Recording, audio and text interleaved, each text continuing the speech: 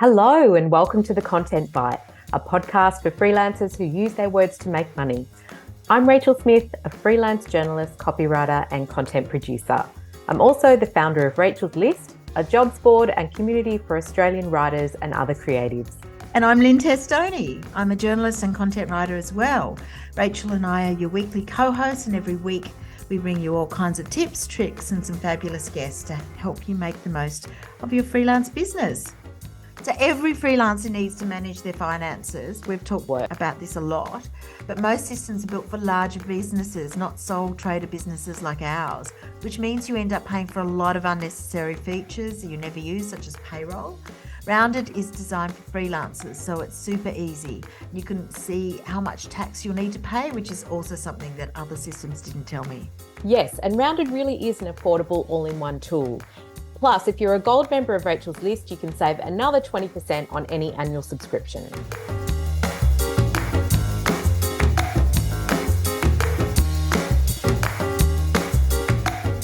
Hi, Rach. Another busy week here in freelance land.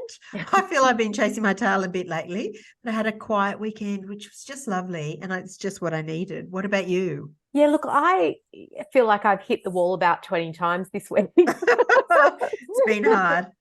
Yes, but organising the summit is, a big thing. Ticket sales are coming along, but that's also like a big thing to organise, I think. It is. Yeah, it's on huge. top of everything.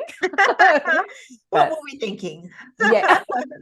No, it's going to be amazing. And we still do have tickets left, don't we? We've got VIP tickets and day passes. Yeah, and virtual tickets as well. Yeah. Yes. So come along if you are keen to hear some of the best content brains in the country and from outside the country. Yeah, exactly. Yeah. People coming from the States and everything. That's right. Great. Oh, but back to the podcast, because this week we have another fantastic guest, somebody that we should have really thought of a long time ago. So, yes. And she's talking about digital media. And I know we're big fans of Rebecca Lowrey Boyd and her design blog, Wee Birdie. Do you want to introduce Rebecca? I will. Rebecca Lowrey Boyd is the digital managing editor of Better Homes and Gardens, Australia's leading homes website. And she's also worked across Homes to Love, Home Beautiful, Gourmet Traveller, Australian House and Garden, Inside Out, Belle, Country Style, and Real Living. So a lot of homes. But many of us are going to know Rebecca because she is the founder of Wee Birdie. She started Wee Birdie in 2007, and it was a London-based blog devoted to London shopping and design, named one of the top 100 blogs in the world by the Sunday Times in the UK. It was also listed on Times Online's best 50 design blogs in the world and featured in dozens of international magazines, including British Vogue. Wow. Rebecca started her career working in print magazines, and she was the editor of Disney Adventures, Bride-to-Be, Cosmopolitan Bride, Cosmopolitan Hair and Beauty, and Cosmopolitan Pregnancy. So she has certainly got a very long list of bylines there. Yes, for sure. Welcome, Rebecca. We are so stoked to have you. We are. Welcome. Hello. Thanks for having me. We're going to delve into Wee Birdie, but first we just want to ask you how long you've been working on the digital side of magazines and whether that role has changed very much. Yeah, so I started in digital really back in 2007 when I launched Wee Birdie, but I really started working on the digital side of magazines 6 years ago. So I started out as a freelance content producer on Home Beautiful, which eventually led to a permanent role as senior content producer on Better Homes and Gardens. So the role has really evolved from just creating content to digital managing editor, which is more a lead content strategy role. Wow. Wow. So much has changed in digital too. And of course, in that time, you were at Pacific and that got bought by Our Media, you moved over and now you're part of a bigger group, and it's got a lot of titles. Tell us about how it works. Do the print and digital teams sort of liaise a lot, or are they kept separate? Yeah, well, traditionally, up until this year, print and digital were kept quite separate. However, now that we've transitioned into an omni-channel media company, we're now working under verticals. Makes a whole load of sense. So Better Homes and Gardens comes under Homes.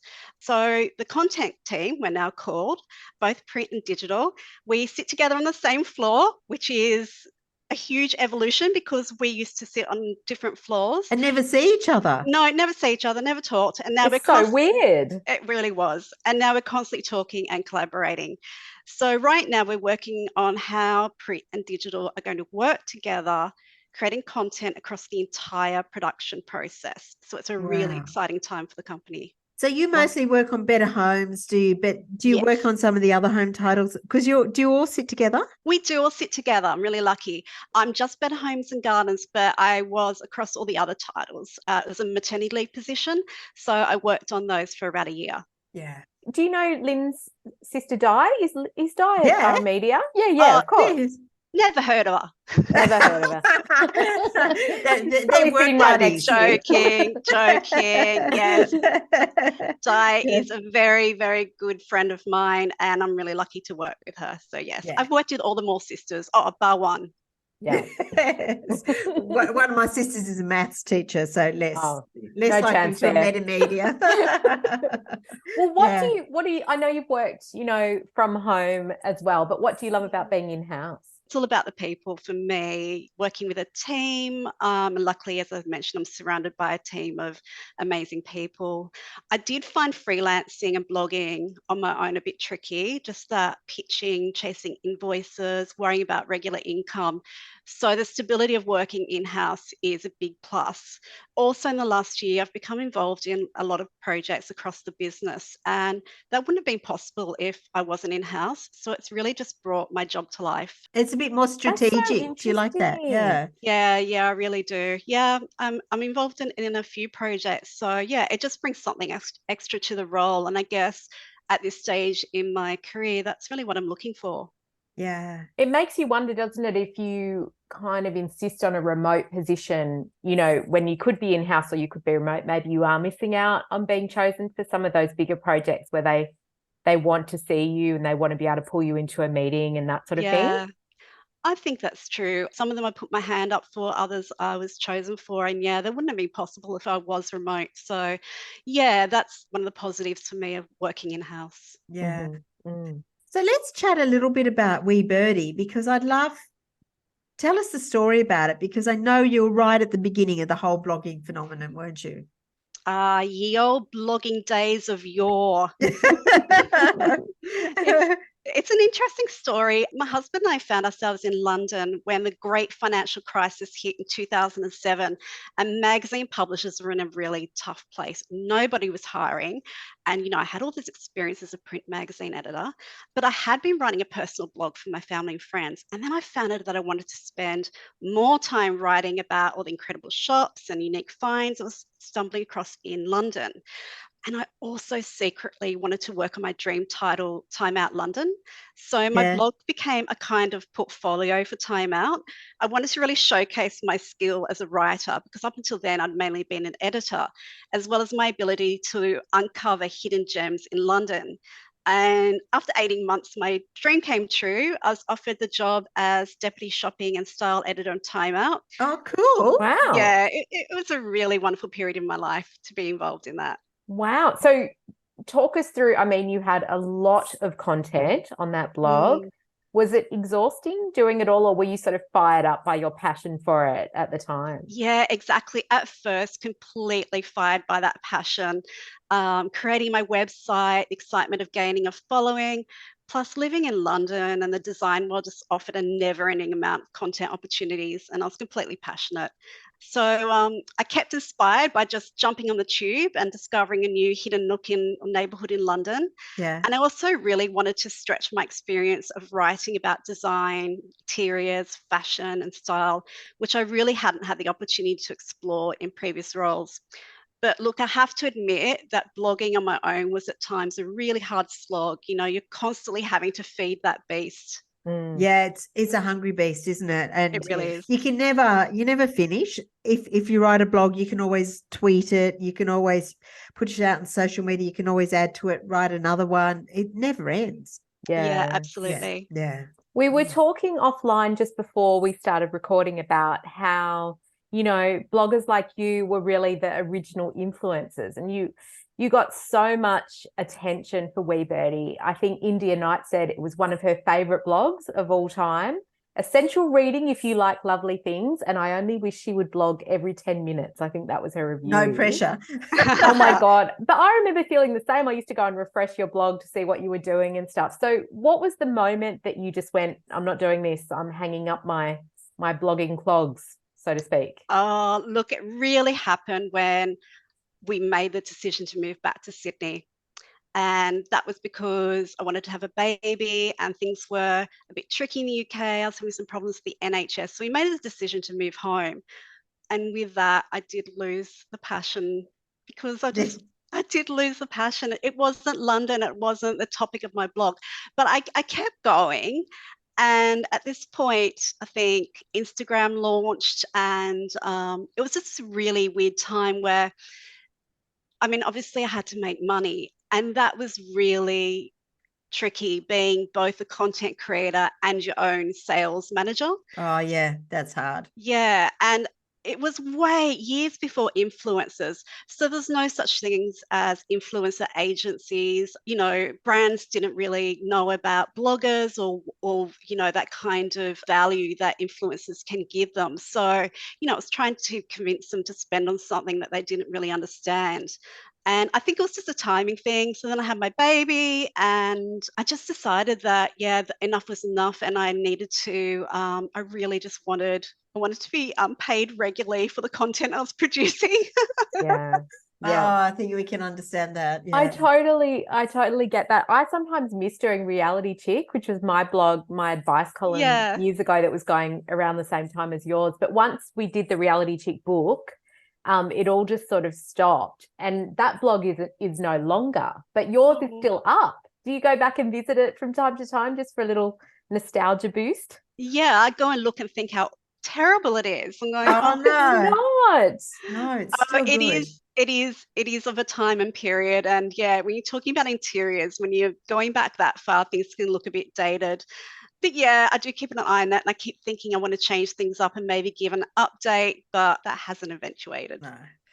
Yeah. So tell us a little bit about your current role, because Better Homes and Gardens is a huge title. It's like it's A huge. juggernaut. A juggernaut. That's it. That's a better thing. And it's got the TV show and everything on it. So is that a big thing to manage? It would be.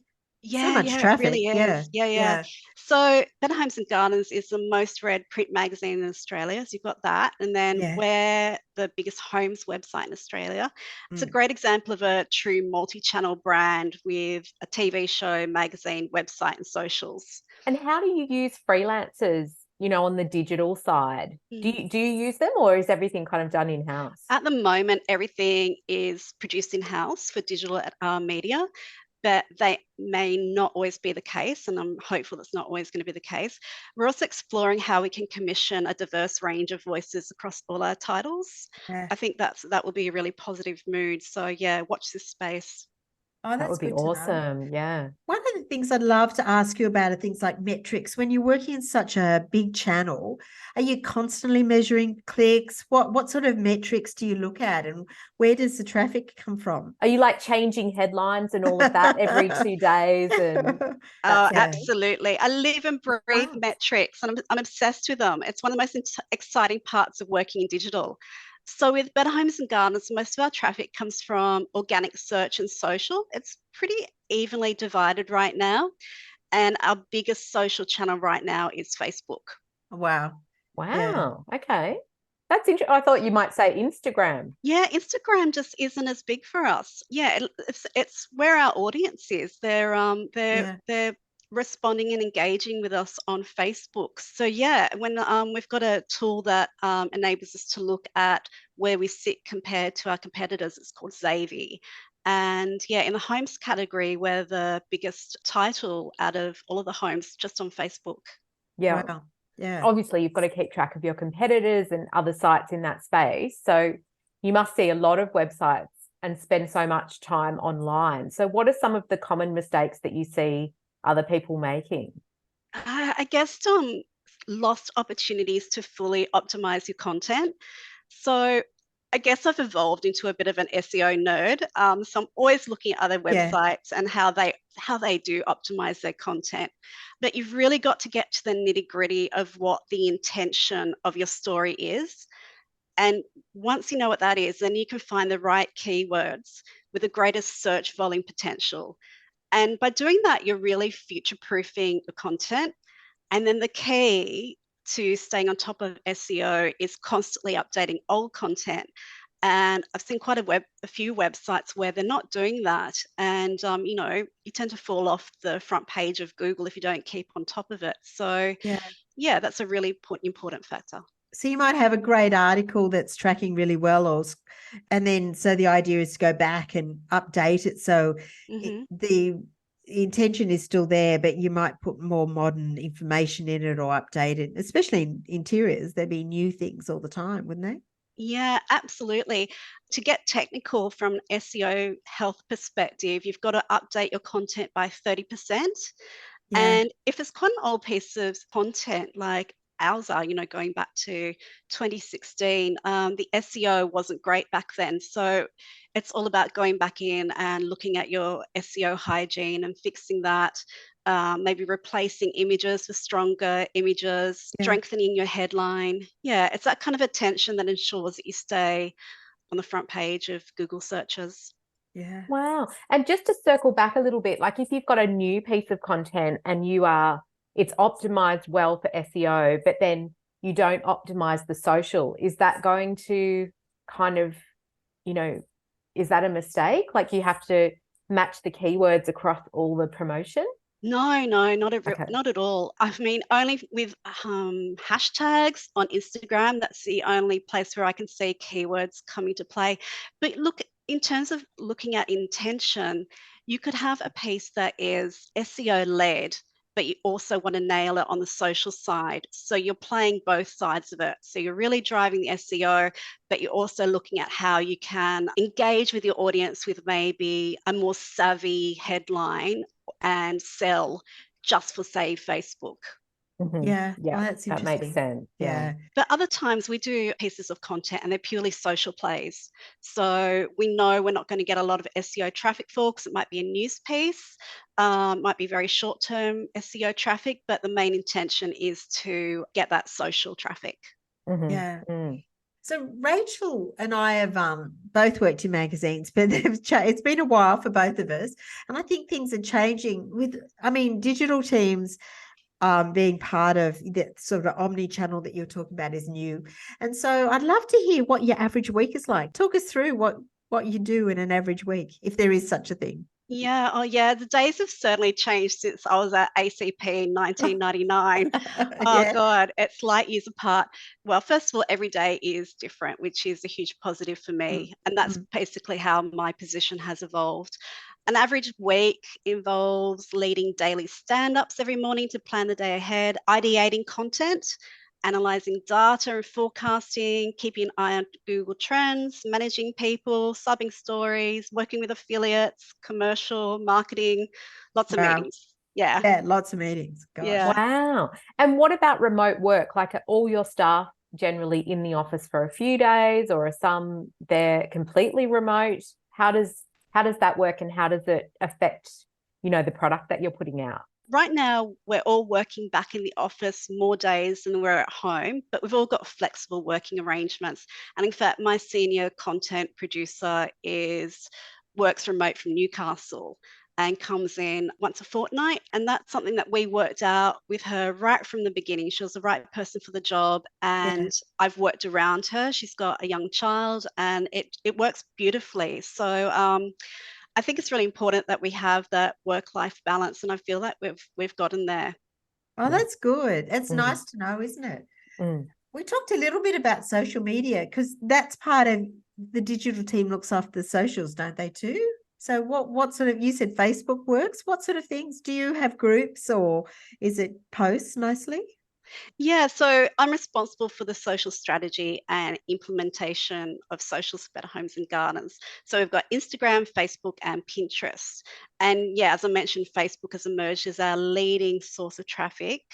But I'm not resting on my laurels with Facebook because the truth is we're all at the mercy of Zuckerberg and his algorithms. We know, don't we know The it? endless Yes. changes. Yeah. So it's really important to have a strong strategy in place for organic traffic and ADMs. Yeah, fair enough. Are you working with the TV team at all, or is their schedule sort of influencing your content constantly? How does that work? Yeah, I do. So I regularly talk to the producers on the show, and we actually share our social media accounts. So we Yeah. collaborate on a social strategy, and we also publish each week's show on our website.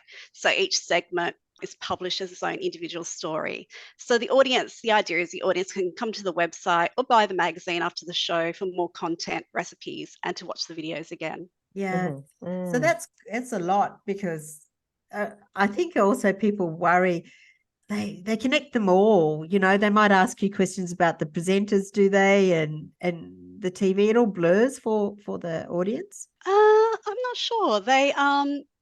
They definitely love their presenters. So yeah, we always posting about them and finding any news angles that we can, and yeah, we publish all of their videos. Yeah. Yeah. I think it's really interesting though, because I'm definitely the type of person who, like, for a show like that, I might watch the show but never go to the website, you know, and there must be people that only consume the content on the website but are hardly ever watching. So Yeah. you're sort of covering all bases, which is quite interesting. Yeah, it is interesting. You're exactly right that there are different ways that people engage with the Better Homes and Gardens brand. So they're either across all our channels or they pick and choose the one that works for them. And yeah, you'll see that with demographics that, yeah. I guess that's how it sometimes works. things like if you saw on the television saw a recipe or something or some cooking, I think sometimes I'd like to have a piece of paper or have it, you know, detailed. Like that's the sort of thing I'd look and go. So you go and that buy looks the nice. magazine, maybe. Oh, that or you just come to go the online. website. I come online probably. Yeah. Yeah. So we've worked it out that the website will publish one recipe a week online, and the other one you can buy in the magazine. So we've kind of split it. Yeah. Okay. That makes Yeah, sense. and a little super comes up on the actual segment on TV to say, go to bhg.com.au to get the full recipe. Yeah. Okay. Wow. So tell us a little bit about what you're working on now. I mean, it sounds like so many balls that you're juggling there, Rebecca. It's huge. Yeah, and it's really exciting time, I think, to be working at our media. So as I mentioned, we've moved beyond just magazines. So what we are now is an omni-channel company with content commerce capabilities. Wow. And I'm currently part of the working group for the development of the Digital Academy, which is really exciting. And I'm presenting a workshop on best practice of digital headlines. So I really love teaching and sharing knowledge. I think it's a great thing to do in the workplace. Yeah, that's great. Wow. Well, we do often ask our guests for their tech tips, and I would love to know how you manage, like if there's a program or something that you use to manage all the content, you know, that you have to put out. How do you keep track? Yeah, how do you keep track of everything, and what are some other programs that you'd be lost without as well? Okay, my hands down favorite is Conductor. Have you heard of it? No. Tell us about it.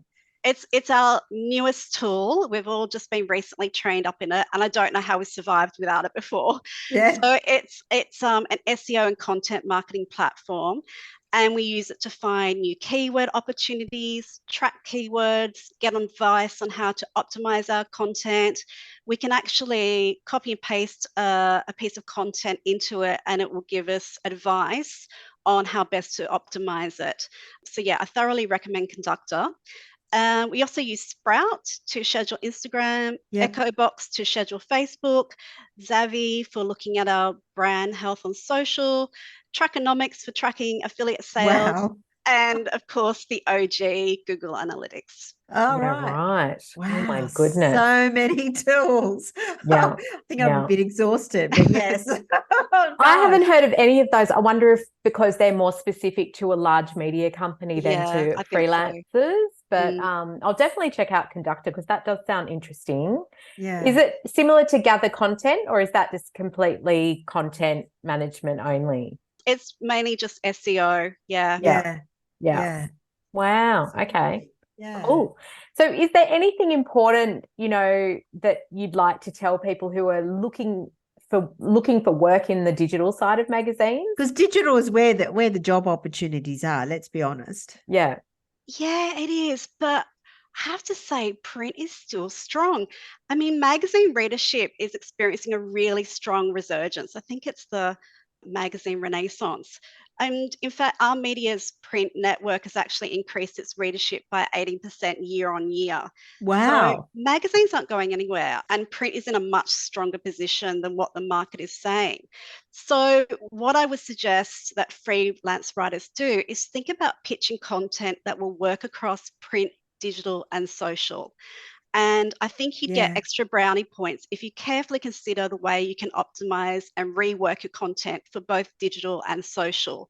So if you are pitching to a print magazine, if you can show them that they will get a return on investment, if you're showing that they will really get a lot of bang for their buck.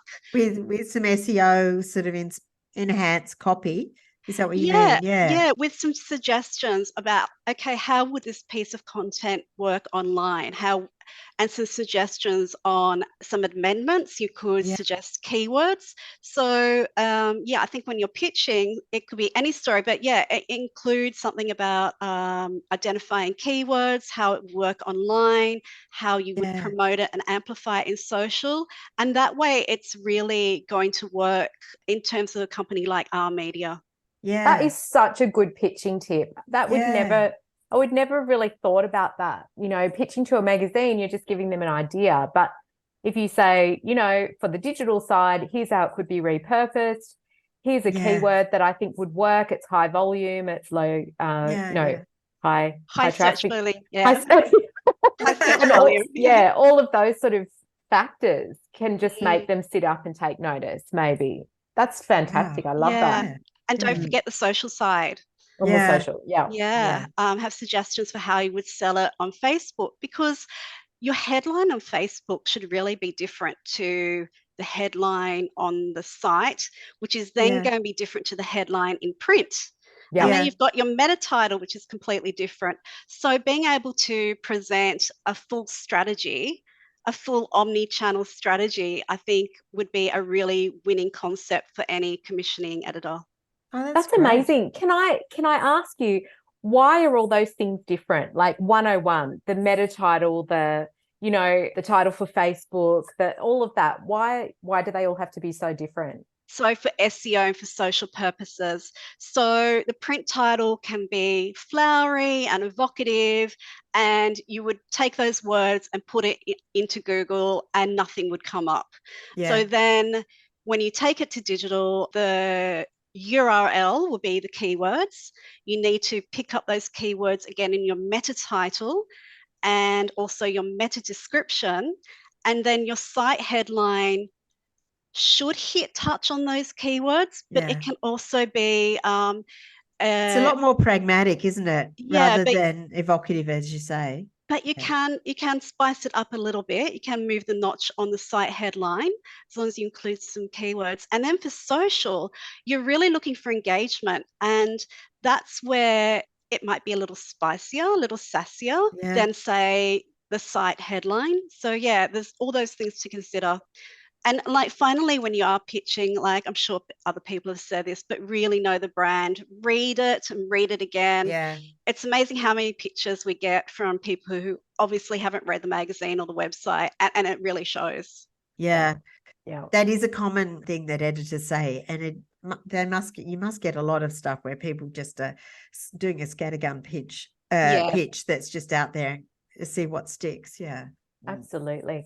Oh my goodness, Rebecca, thank you so much for coming on the Content Bite and talking to us.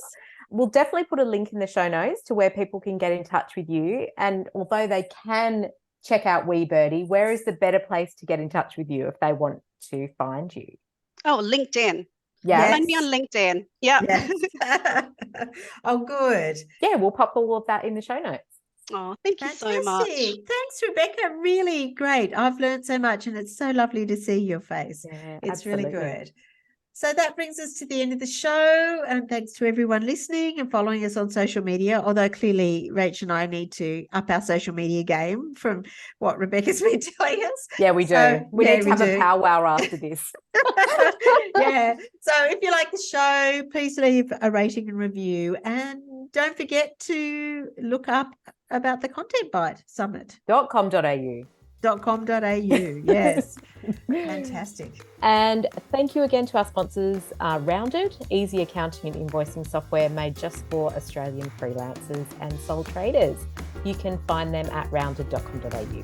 Thanks, everybody. We'll see you next week. Bye.